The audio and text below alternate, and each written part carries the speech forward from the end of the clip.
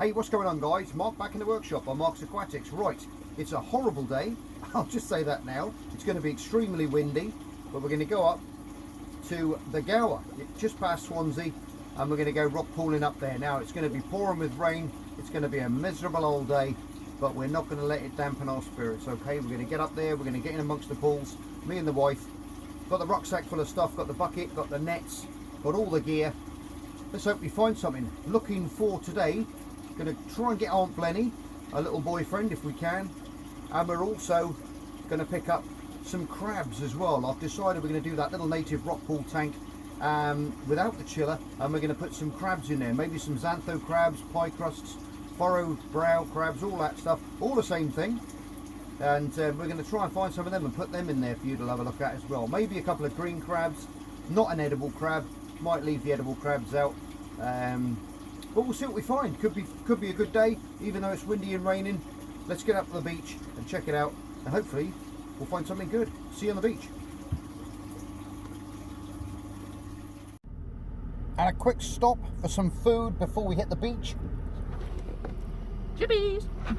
Lovely stuff. Fuel up before the adverse weather conditions hit us.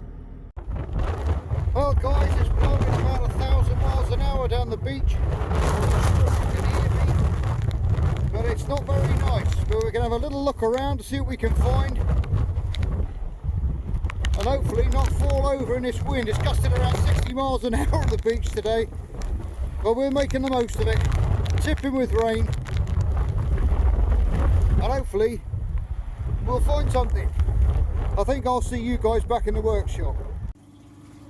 Well guys, that was absolutely crazy up there. It really was. 60 mile an hour gusts hammering across the beach. I don't know if you saw on the footage there, but the top of the crest of the waves, all that spray getting blown off, buffeting the side of me and the wife, on the side of the head, turning your backs to it. It was I loved it. It was good fun. It really wakes you up, and we had an awesome time up there.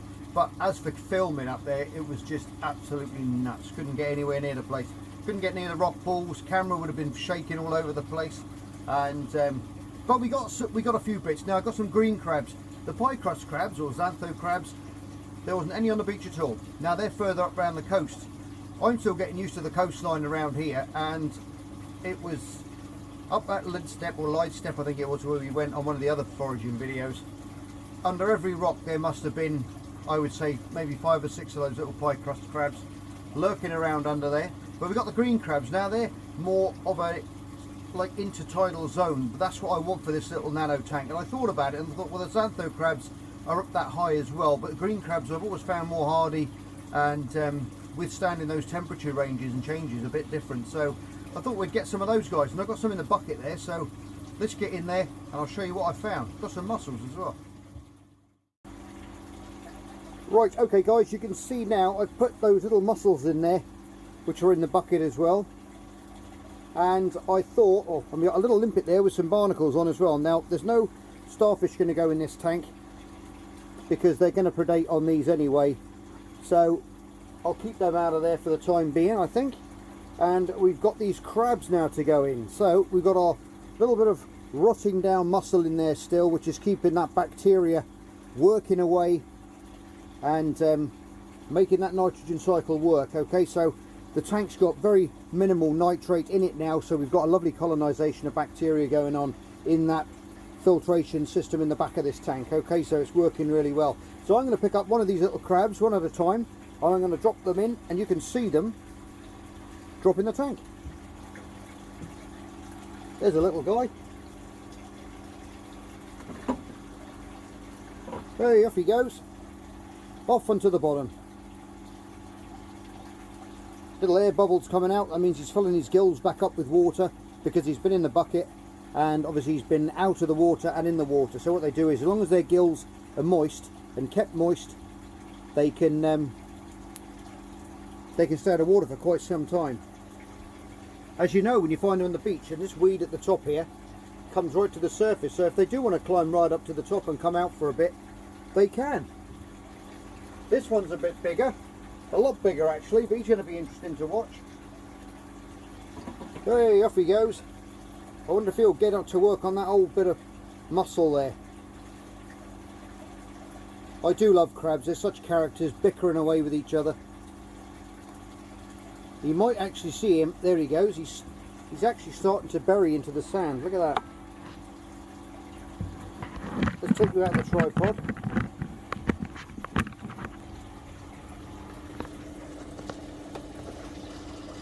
And there he goes, he's in that lovely soft sand.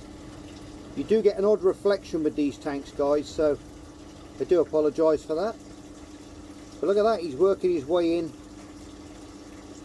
And once he's got himself so far in, he'll settle in nice and he'll be happy in there then. I'm not sure if I can show you the little barnacles there feeding away on the limpet shell. Little legs coming out, straining the water for phytoplankton, which we've got a lot of now with that big culture. So we're going to be, I'm going to rig up a little doser, I think, and I'm just going to keep dosing them in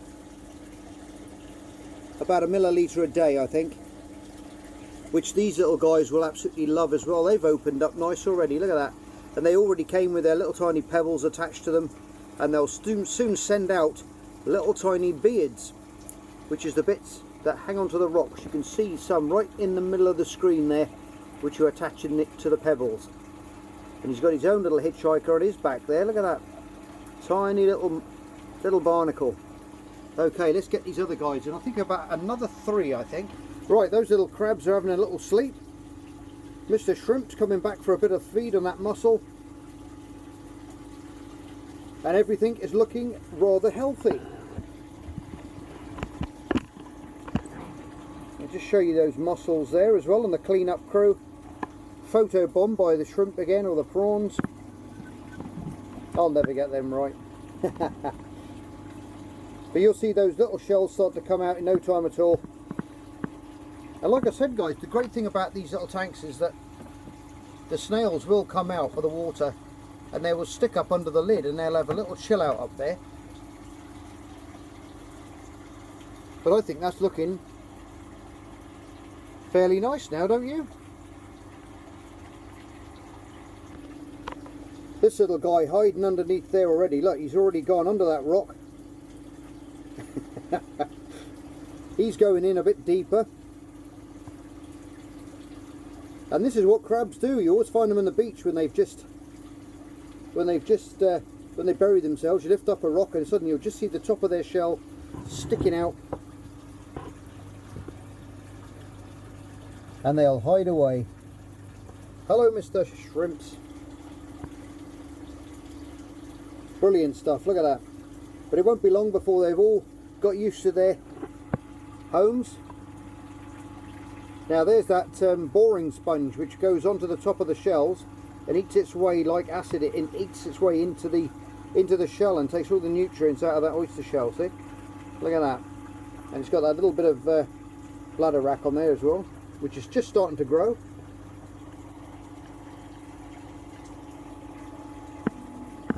Mr. Snails are starting to come out,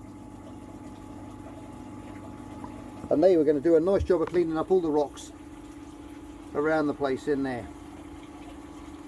Brilliant stuff. In fact, that rock just comes out the water there, look at that. I might leave it actually, that little bit of rock there, so the crabs can come right out to the top if they want to. Be a nice little feature for them to come up on top of the rock. Anyway guys, I'll get back to you when these are settled in a little bit more and creeping about and doing what crabs do. There you go guys, I just thought I caught one of the other little guys now molting out. Now that water's warming up a bit, these little chaps are all molting. Look at that little bonnet of the car's come up and he's creeping out the back. So if I can get you a better view from another angle. He's right in the corner of the tank, so it's quite hard to get him. Oh, there you go, that's a bit better. Here he comes.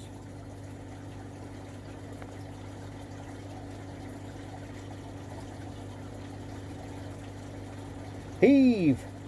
Come on little guy, you can make it. You can do it. Fantastic, look at that. Left that old shell behind.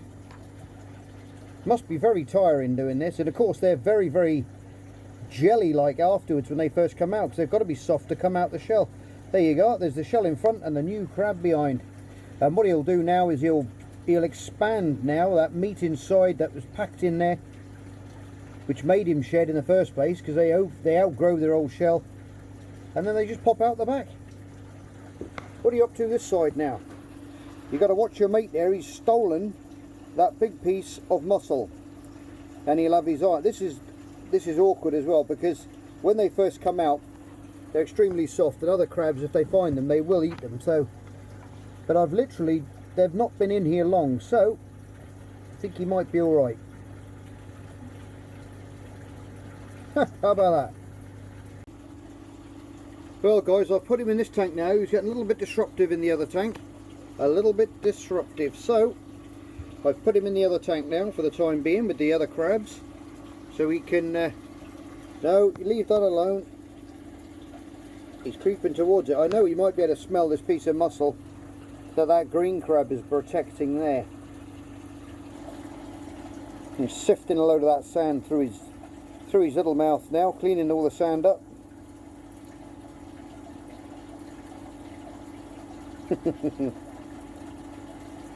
He's fabulous, isn't he? Crabs are such characters. What are you banging your head on the shell for, you silly boy? You'll knock yourself out. He's having a bit of a clean up. See him shoveling that sand in? This is how they keep the aquarium clean.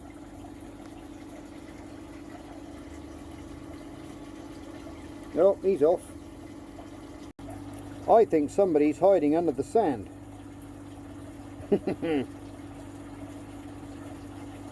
Little naughty crabs. Oh, there you go guys, I thought there's something you might find interesting. Now if you look inside that shell underneath, you can see that photobomb blenny, goby even. You can see the stomach of that starfish. It's quite translucent, but you can see it going down into the shell, and that is how they dissolve their food. They drop their stomachs out. I don't know if you've heard me say that before. And then they retract it back in after they've digested their meal inside the shell. So there's a little couple of fun facts for you there. Another thing is as well, if you look over this side, we're in the other aquarium now. Now I'll just pop around this side. Now we had that lovely green snake lock anemone. Now because we've been feeding them well, he's split into two. Look at that.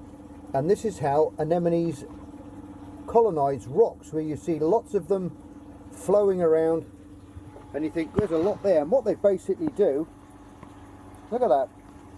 If I get my finger on the screen there now, they start off round, like the round foot of the normal anemone as you see, and then they'll go into like a figure of 8 would be just like that, and then that bit down the middle parts and the two separate, and that is what's happened there. So now we've got two beautiful green purple tip snake lock anemones, and now they're just going to spread throughout the tank. So, and the same goes with the other guys as well, the bigger ones.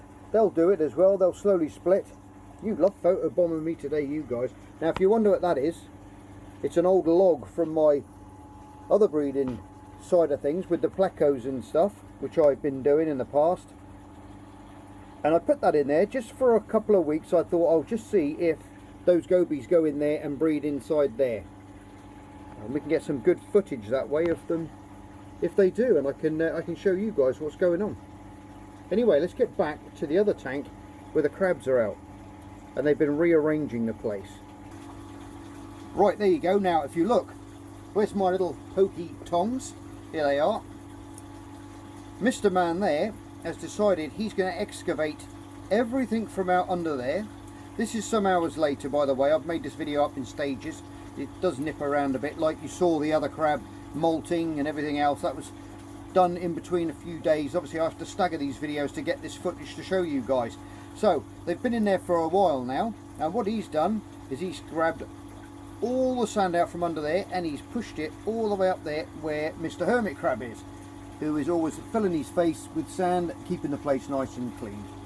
And you'll notice there's a lot of the dulse has been taken to the back. Now there's little chewed up bits everywhere, and this is why we haven't put crabs into the other aquarium because of this nature of the crab. They do eat weed, they're omnivorous, so they will eat anything, and they'll try and get into the mussels. They're right little monkeys. And he's come out because I was going to drop in a nice piece of food for them to eat, just to see if I can get him out for you, and he's just come straight out, no time at all. But that's his lair, right in there. That's where he's living. It's interesting stuff. So what I've got now, find my scissors, I'll just chop off a piece of shrimp, and I'll drop it in and see if he grabs hold of it. Right, okay guys, bombs away.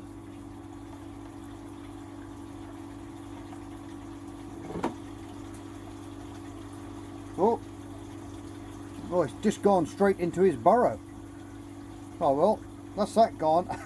And that's the way the pump is blowing, so it's blowing down that way. Oh well, he's got a nice snack in there now waiting for him when he wants to eat it. Look at that. So it just shows you that you've got to have good circulation in these little tanks, like I said on previous videos. Make sure it's all nice and full. Look, he's centered it in there now. You can see him moving around. Let's see if he pushes out. And it's fascinating to watch crabs. It really is.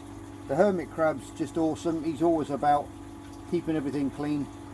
I'll just take you out the tripod now and I'll show you another one. He's hiding up in the weeds. There you go, look, he's back at work again. I just caught him starting to burrow again. And this is what they do. I just hope he doesn't collapse everything on top of him. Has he found that bit of shrimp? Anyway, there's another little monkey up in the bushes here, look. There he is, right up in the top of the weed. He's only got one arm, that guy. What are you up to again? Always moving stuff about. They're like little JCBs, little cat diesel powers. Always pushing stuff around. You can see that bit of dulse floating around there. And there's some more there at the back. And the crabs feed on it.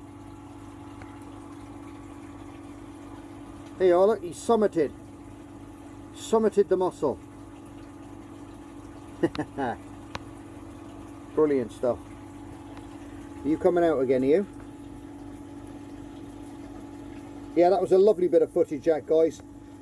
Now, you'll normally find when they molt, like I showed you on the last video, I actually will show you him, actually, because if you just looked earlier on in the video, you'd notice that little crab that molted as well, I just told you about. Now, I've put the little ones molt in there. Oh, let me move this out of the way. We have glare. Right, there's the other crab. He's still very soft. And I wouldn't put him in the tank with the other one yet, because they would smash him to bits, bless him, and eat him. So I took his cast out to give him a bit more room, but I put the other little cast in from the one that you just saw shed. So if he wants extra calcium, he can eat that and bulk himself up and harden up a little bit more. And I'll put that stone in there as well, because he gets up on top of that and he can stick his head out the water and have a mooch around if he wants, but he can't get out obviously because it's too shiny for him to get out of there. Mr. Prawn there doing well. Oh, he's got another one. There's another one there as well. Look at that, there's two of them. They also keep the tank very clean, guys. Anything that the crabs miss gets in little crevices. And they can withstand high temperatures as well, as everything can in here. Oh, there's a little crab coming out. Ah, you got it, did you? Little monkey, look, there he is. Now it shot out under that stone and it came out round the back. And now he's decided, I'm going to have it. Oh, there's another one coming out now. They're all hiding around the back, so you're not having this, I'm off. Your bait will chase you now, you watch. You'll be chased. He's tucking into that. And this is the great part about having these tanks, guys. There's always something going on. Always something going on. Normally with this guy creating trouble. But I think he's looking rather awesome in here now. And it would make anyone a lovely little office tank or something that you can create. Go down to the beach. Bring little things back that you find. Watch them grow up. Take them back when you feel they've outgrown the tank or you fancy a change. You can always take them back and put them back into the ocean, which is fantastic. And guys, like I told you about the shells as well, with the little They all come out. One there, one there. I'll lift this lid up and see where the rest of them have gone. They're probably around the top of the tank. There you go, you can see that on the top there. Oh, here comes the hermit crab. He's going to summit the mountain, picking away as he goes.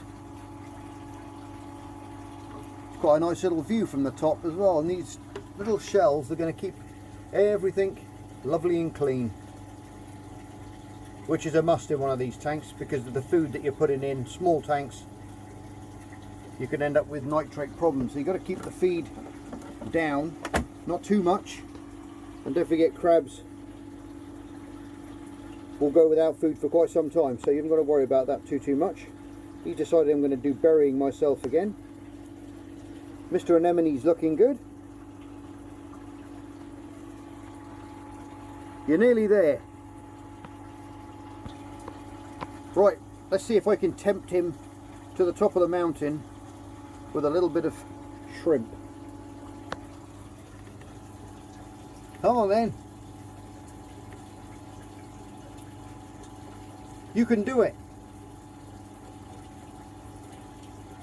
You can make it.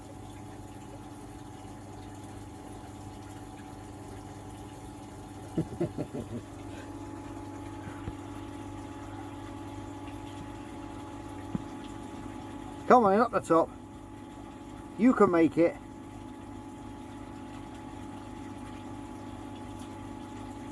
Oh, he got it. He nipped it straight out the tongs. Never mind. He worked for it. There you go, mate. You can enjoy your lunch.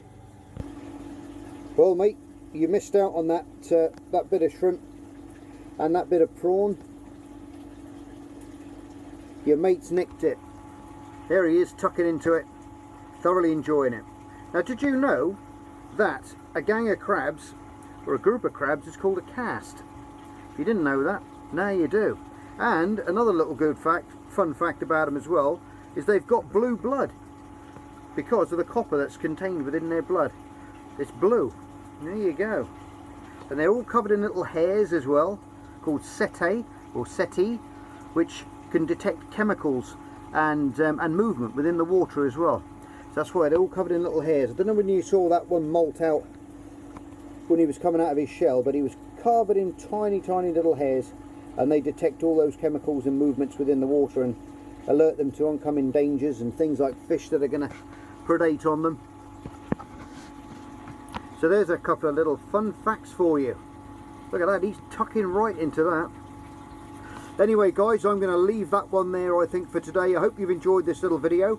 Please give it a thumbs up, like, share and subscribe and all that good stuff. And as always, look after yourselves, take care, and I'll see you on the next edition of Mark's Aquatics, where hopefully it'll be a nicer day and we'll be doing something different. Okay, bye for now.